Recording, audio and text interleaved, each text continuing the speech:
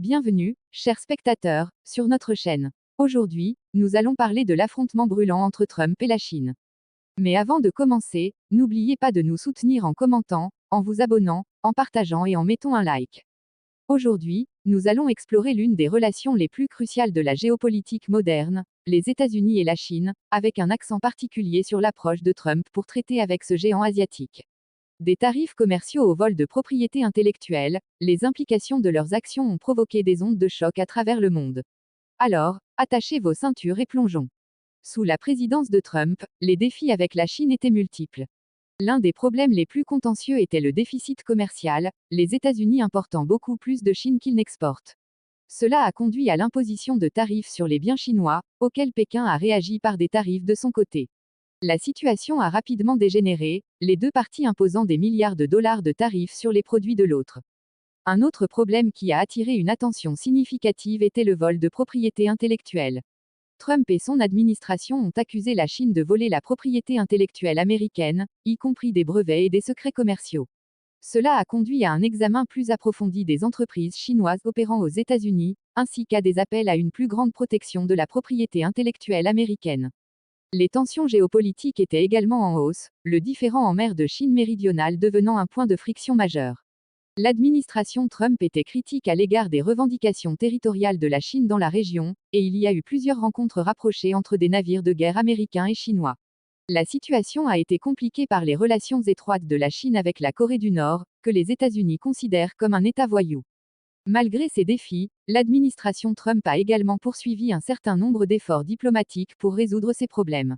Il y a eu plusieurs sommets de haut niveau entre Trump et le président chinois Xi Jinping, qui ont conduit à des accords temporaires sur le commerce et l'investissement.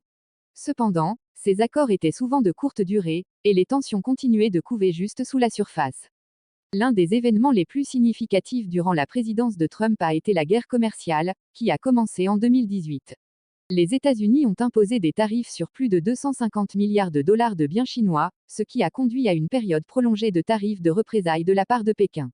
La guerre commerciale a eu des implications significatives pour le commerce mondial, de nombreux pays étant pris dans le feu croisé. Un autre événement clé a été la signature de l'accord commercial de phase 1 entre les États-Unis et la Chine, qui visait à réduire les tarifs et à augmenter les achats chinois de biens américains. Bien que l'accord ait été salué comme une avancée majeure, son impact a été limité, et de nombreux critiques soutiennent qu'il n'a pas abordé les problèmes sous-jacents dans la relation entre les États-Unis et la Chine. La communauté internationale surveillait également de près les actions de Trump concernant la Chine. De nombreux pays, y compris des alliés traditionnels des États-Unis comme le Canada et l'Allemagne, étaient critiques à l'égard des tarifs et appelaient à une approche plus nuancée pour traiter avec Pékin. Cependant, certains pays, comme le Japon et l'Australie, soutenaient davantage la position de Trump, considérant la Chine comme une menace croissante pour la stabilité régionale. Un moment décisif dans les relations de Trump avec la Chine a été l'effondrement des négociations commerciales en mai 2019.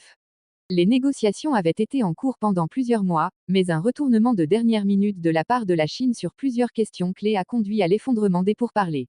Trump a réagi en imposant des tarifs supplémentaires sur les biens chinois, ce qui a entraîné une forte escalade des tensions.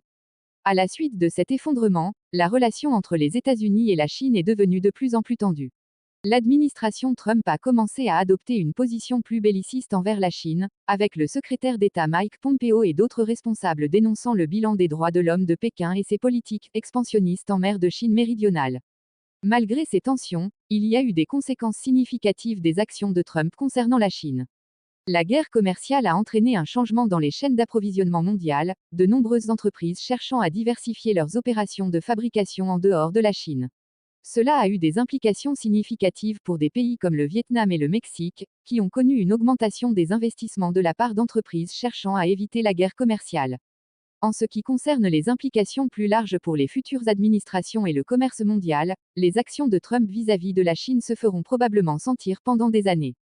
La guerre commerciale a marqué un changement significatif par rapport aux politiques de libre-échange du passé, vers une approche plus protectionniste.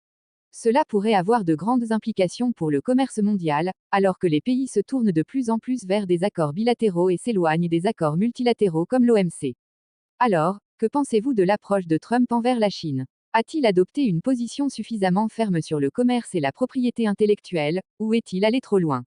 Faites-le moi savoir dans les commentaires ci-dessous, et n'oubliez pas de mettre un like si vous avez apprécié cette vidéo. Merci de votre attention, et à la prochaine.